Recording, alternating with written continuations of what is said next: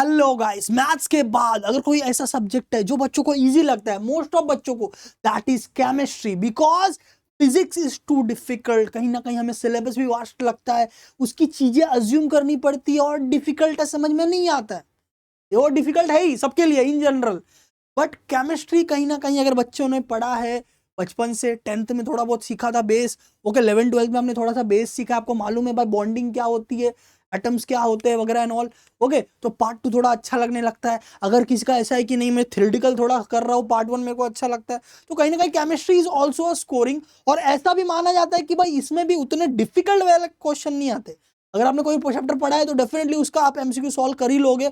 यहां पर यह भी है कि as compare to physics, chemistry में न्यूमेरिकल टाइप के क्वेश्चन हमें कम देखने मिलते हैं, ज्यादा करके थ्योरेटिकल टाइप के क्वेश्चन देखने मिलते हैं।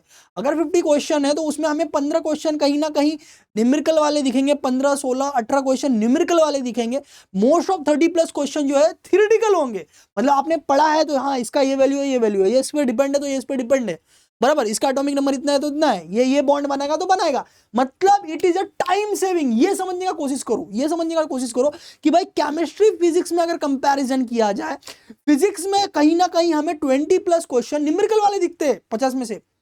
इसमें टाइम कंज्यूमिंग रहता है, थोड़ा सम सॉल्व करना पड़ता है, 2-3 स्टेप करना पड़ता है। यहां पर हमें जो है, और फिजिक्स में बहुत सारे ऐसे जो थ्योरेटिकल क्वेश्चन भी आते हैं तो वैल्यू बेस्ड रहते हैं, उसका हमें वैल्यू याद रखना पड़ता है कि भाई इसका ये फिक्स वैल्यू है, इसका ये कांस्टेंट का फिक्स वैल्यू है, बराबर। बट केमिस्ट्री में कहीं ना कहीं भाई कौन से टाइप का बॉन्ड है, इसको कौन सा रिएक्शन बोलते हैं, ये किस चीज का एग्जाम्पल है, थ्योरेटिकल पार्ट में ये देखने मिलता है। वेयरएज पार्ट 2 जो हो गया आपका ऑर्गेनिक वाला, वो केमिकल रिएक्शन बेस होता है। तो आपने अगर 11 12 में मोस्टली केमिस्ट्री सबको पसंद आता है, केमिकल रिएक्शन समझ में आता है, तो वैसे क्वेश्चन भी आप अच्छे से सॉल्व कर पाते हो। कहीं ना कहीं फिजिक्स और केमिस्ट्री में यह भी है कि फिजिक्स के ऑप्शन हमें सब एक जैसे लगते हैं, बट केमिस्ट्री के जब ऑप्शंस आते हैं, तो जब थ्योरेटिकल क्वेश्चन का ऑप्शन है तो हम एटलीस्ट ये तो फाइंड आउट कर पाते हैं कि भाई ये 4 ऑप्शन में कम से कम ये दोनों तो नहीं है, बाकी आंसर ये दोनों में कोई तो हो सकता है। तो ये जो होती है अंदर वाली इंट्यूशन जो होती है, ये भी स्ट्रांग होती है केमिस्ट्री सब्जेक्ट में।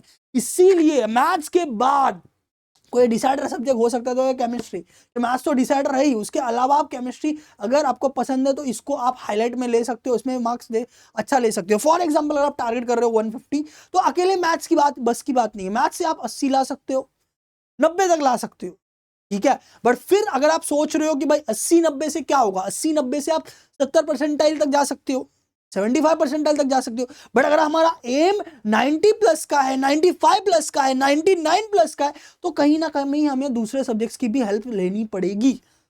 और ऐसे में केमिस्ट्री का ऐसा सब्जेक्ट है कि बहुत सारे स्टूडेंट हमारे लास्ट ईयर वाले सोविन सर से पढ़ के, एकलव्य बैच से हो या हमारे पेड कोर्सेज से हो, भाई 40-45+ निकाला था 50 में से। समझ में आ रहा है? मैथ्स में एक बार ऐसा होता है कि भाई 4-5 क्वेश्चन डिफिकल्ट होते हैं, जेई टाइप के आ जाते हैं, तो भाई नहीं निकल पाता है। 100 में से 90 तक बच्चे पहुंचते, 90-92 तक पहुंचते, बराबर। बट केमिस्ट्री में बहुत सारे स्टूडेंट को मैंने देखा है, सर मेरा 45 आया था, सर मेरा 42 आया था, सर मेरा 40+ आया था, 40 आया था। तो पॉसिबल है केमिस्ट्री में, बिल्कुल पॉसिबल है। आप सोचो, अगर आपने मैथ्स में 80 ला दिया और समझ लो यहाँ 40 निकाल ले रहे हो, 80 + 40 120, अप्रोक्सीमेटली 93-94 हो जाएगा। और अगर फिजिक्स में थोड़ा बहुत भी आपने 19-20 थोड़ा सा कर लिया, 20 मार्क के आसपास आ गए, 140, भाई बन गया तेरा 99, बन गया तेरा 99 बराबर। समझ में आ रहा है? तो that is the way, that is the way. Now we I will tell you कि भाई जैसे थंबनेल में ऑलरेडी मैंने बताया है कि भाई कौन कौन से चैप्टर ज्यादा वेटेज वाले।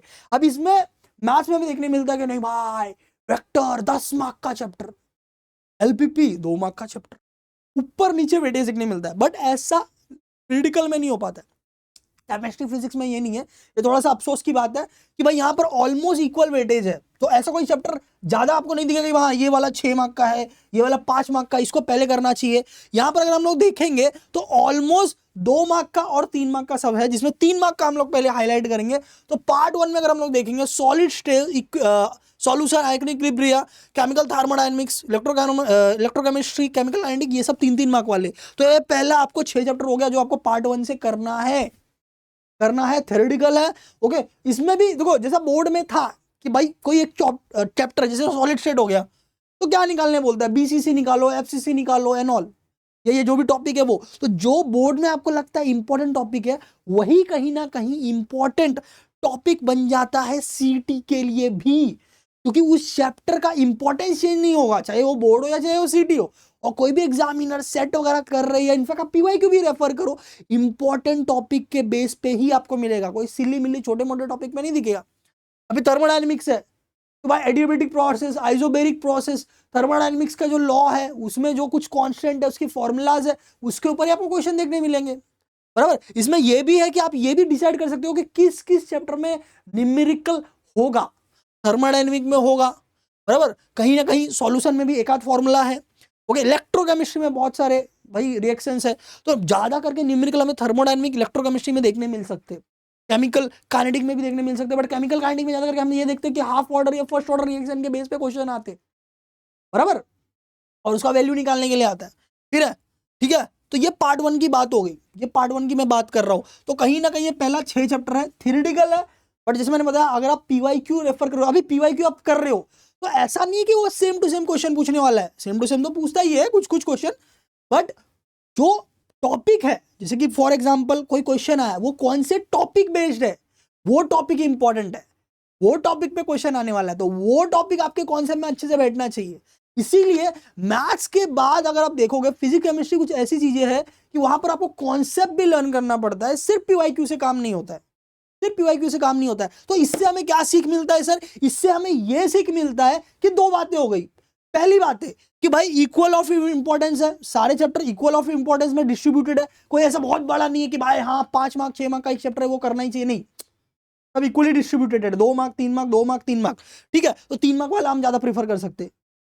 दूसरा, सब कॉन्सेप्चुअल है, ऐसा नहीं है कि डिक्टो क्वेश्चन उठने वाला है, डिक्टो क्वेश्चन उठेगा ऐसा नहीं है, बट हाँ उसी टॉपिक से उठेगा।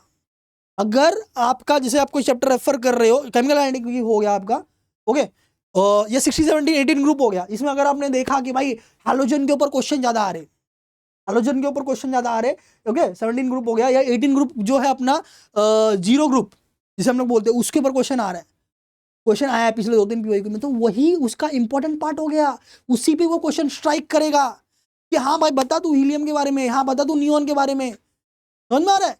तो इंपॉर्टेंस ऑफ टॉपिक आपको पीवाईक्यू जब प्रेफर कर रहे हो, इंपॉर्टेंस ऑफ टॉपिक को समझो, ये हो गई दूसरी बात। तीसरी मोस्ट इंपॉर्टेंट बात कि केमिस्ट्री में आप कैसे स्टडी करोगे, वेटेज तो आप पकड़ ही रहे, बट वेटेज तो सबका सेम है, इसीलिए बोर्ड में जो चैप्टर आपने अच्छे से किया था, डिटेल में किया था, उसको आप पहले करके खत्म करेंगे। जी हाँ, आपने एकदम सही सुना, वेटेज यहां पर इक्वली डिस्ट्रीब्यूटेड है, जिसके वजह से हमें कुछ ज्यादा फर्क नहीं पड़ने वाला है। बट अगर आपने कोई चैप्टर बोर्ड में अच्छे से किया है तो वो चैप्टर आप पहले करेंगे तो कम टाइम में वो कर पाएंगे और वो मार्क्स आपका एकदम कंफर्म हो जाएगा।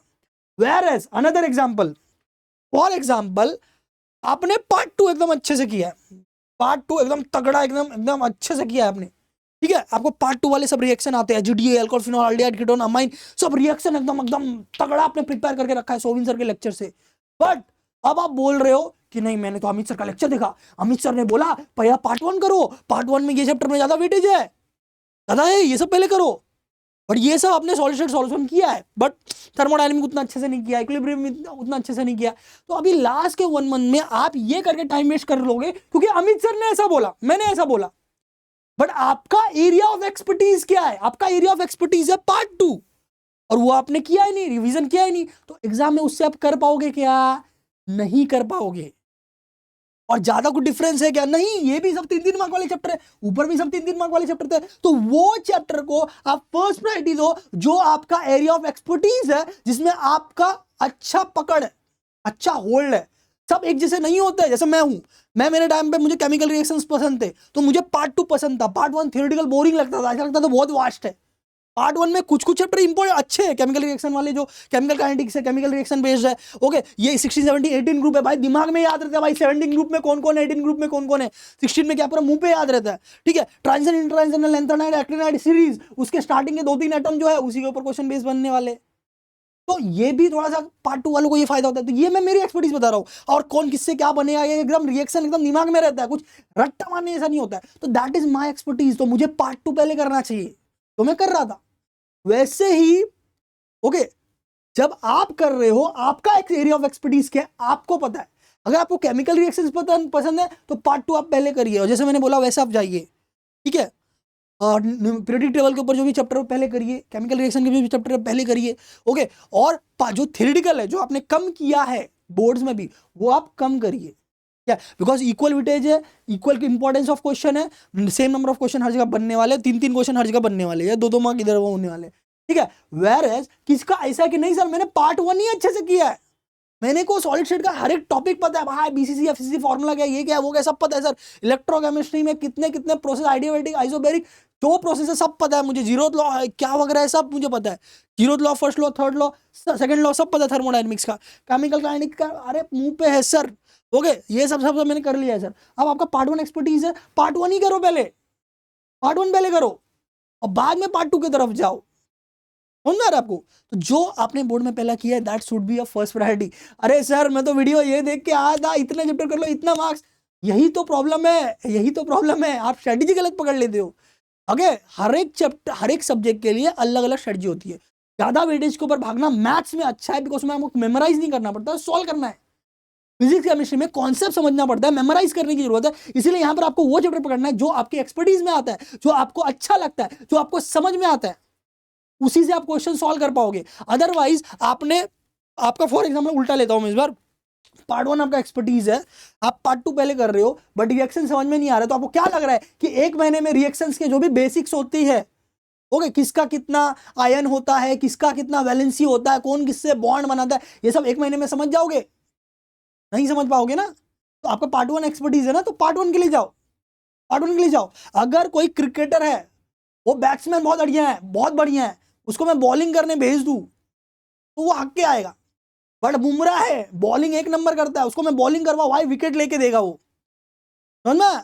तो जिसकी जो एक्सपर्टीज है वो करना चाहिए। पार्ट 1 अच्छा लगता है पार्ट 1 करो, पार्ट 2 अच्छा लगता है पार्ट 2 करो, ये हो गया इसमें। हाँ, अभी ये रेड मार्क आपने क्यों किया है सर? देखो, ब्लू मार्क पहले मेरा एक बताना काम था कि भाई हाई वेटेज वाले कौन कौन से चैप्टर है, उसको आप ज्यादा प्रायोरिटी आप दे सकते हैं, ओके। पार्ट 2 कर रहे तो वो चैप्टर पहले करे, अगर पार्ट 1 कर रहे तो वो ब्लू वाले पहले करे, समझ में ऐसा। तो ये आपके 6 + 3 9 चैप्टर ऐसे है जिसमें 3-3 मार्क का वेटेज है, 27 मार्क यहाँ पर डन अपना हो जाता है। और ये मैंने रेड मार्क क्यों किया है, जैसे मैंने बताया कि 16, 17, 18 ग्रुप मतलब पीरियोडिक टेबल, ट्रांजिशन, इन ट्रांजिशन, पीरियोडिक टेबल। बाद में ये पीरियोडिक टेबल ना आप पहली बार नहीं पढ़ रहे हो, आपने 9वीं में पढ़ा था, 10वीं में पढ़ा था, बराबर, अभी 11वीं में भी पढ़ा थोड़ा बहुत, बराबर, हाइड्रोजन वगैरह पढ़ा था, जो हाइड्रोजन हाइड्रोकार्बन जो चैप्टर पढ़ा था, फिर अभी भी पढ़ रहे हो। तो ये आप बचपन से पढ़ रहे हो, तो ये आपके लिए ईजी है, उसमें कुछ ज्यादा थ्योरेटिकल नहीं है, आपको पीरियोडिक टेबल अच्छे से दिमाग में फिट करना है, ठीक है। फिर इंट्रोडक्शन टू पॉलीमर केमिस्ट्री, इसमें कुछ 18-20 एग्जाम्पल्स है पॉलीमर्स के, तो है इससे ये बनता है, इसका ये नाम है, ये इधर यूज होता है। यही पूछता है कि भाई ये वाला जो है इसका यूज क्या है, 4 ऑप्शन दिया है, सिलेक्ट करो, या यूज दिया हुआ है और पूछेगा कौन सा पॉलीमर का यूज है बताओ, ठक करके एकदम करेक्ट है। 18 से 20 एग्जाम्पल है, उसमें से 10 एग्जाम्पल जो है ज्यादा पूछे गए, आप पीवाईक्यूज पहले इस चैप्टर का निकालोगे तो, और उसमें सही रहेगा, में सही रहेगा। तो red part is a easy वाला, red part is a easy वाला कि भाई वो ग्रीन केमिस्ट्री भी इजी है, बट इसका वेटेज का मैं 1 मार्क, इसीलिए मैंने उसको रेड ये नहीं किया है, क्योंकि वो नया नया आया हुआ है, चैप्टर भी छोटा, क्वेश्चन कुछ ज्यादा बन नहीं सकता है। 11th वाले पार्ट में मैंने कुछ इजी किया है, जो आप सिर्फ क्या करना, आपको ये ऑलरेडी आता है, आपने पहले पढ़ा है, आपको सिर्फ इसका पीवाईक्यू सॉल्व कर लेना है, वो मार्क्स आपका डन हो जाएगा। एटम का स्ट्रक्चर वगैरह क्या है, केमिकल बॉन्डिंग क्या होता है, आप केमिकल रिएक्शन कर रहे हैं तो बॉन्डिंग नहीं पता है क्या? रेडॉक्स रिएक्शन पता है आपको, ऑलरेडी बचपन से पढ़ते आ रहे, एलिमेंट ऑफ ग्रुप 1 2 पढ़ते आ रहे, state of matter solid liquid gas में और क्या क्या होता है सबको पता है, ठीक है। हाइड्रोकार्बन बचपन से पढ़ते आ रहे, केमिस्ट्री इन एवरीडे लाइफ बचपन से पढ़ते आ रहे, इसका आप सिर्फ एक बार गो थ्रू कर लोगे ना, दिमाग में सब रिकॉल हो जाएगा, और इसके क्वेश्चन आप डेफिनेटली अच्छे से करके आप पाओगे। इनफैक्ट आपका बेसिक क्यूज लेवल जो होता है ना, बेसिक अपन क्यूज करते कोई भी क्विज, ओके, वो भी आप उतना भी आपको रहेगा ना, तो इसके क्वेश्चन आप आराम से कर लोगे। आप 12th में पढ़ रहे हो, 11th में क्वेश्चन बहुत इजी है, ये एक एडवांटेज है केमिस्ट्री का। इसीलिए केमिस्ट्री में भाई 44-45 बच्चे स्कोर कर लेते, क्यों? क्योंकि 12th का करते रहते हैं, 11th का दिमाग में रहता ही है, तो आराम से आ जाता है, और ना that is the reason chemistry is a very favourable subject, आप कम टाइम में भी अच्छा कर सकते हैं। अगेन टाइमिंग कम है तो लास्ट 2 साल के पीवाईक्यू प्रीफर करें, 3 साल के पीवाईक्यू प्रीफर करेंगे तो और अच्छा होगा, बिकॉज थ्योरेटिकल चैप्टर तो जितना आपका एरिया ऑफ रिवीजन बड़ा होगा, उतना ज़्यादा क्वेश्चन हिट होने के चांसेस होंगे कि वैसे ही क्वेश्चन आएंगे, ऐसा समझ में आ रहा है। तो लास्ट 3 साल के पीवाई आप प्रीफर करें। तो ये मैंने केमिस्ट्री के लिए आपको पता है, मैथ्स का मैंने ऑलरेडी वीडियो बनाया था, वो देख लो, ठीक है, आपको सब समझ में आएगा। थोड़ा सा बेसिक बिहाइंड पता होना चाहिए as a student point of view से, as a teacher point of view से, बराबर समझ में आ रहा है क्या। तो वो मैंने आपको बताया, ये जरूर देखो। ओके, एकलव्य सीरीज चल रहा है, वो प्रिपेयर कर सकते हो। हमारे क्रैश कोर्स चल रहे पेड दिनेश सर ऐप पर। ओके, ये केमिस्ट्री का ऑल अबाउट केमिस्ट्री ऐप पे, वो आप देख सकते हो, ठीक है। और all the best, all the best, first attempt second attempt दोनों के लिए सेम स्ट्रेटजी आप फॉलो करना। All the best guys.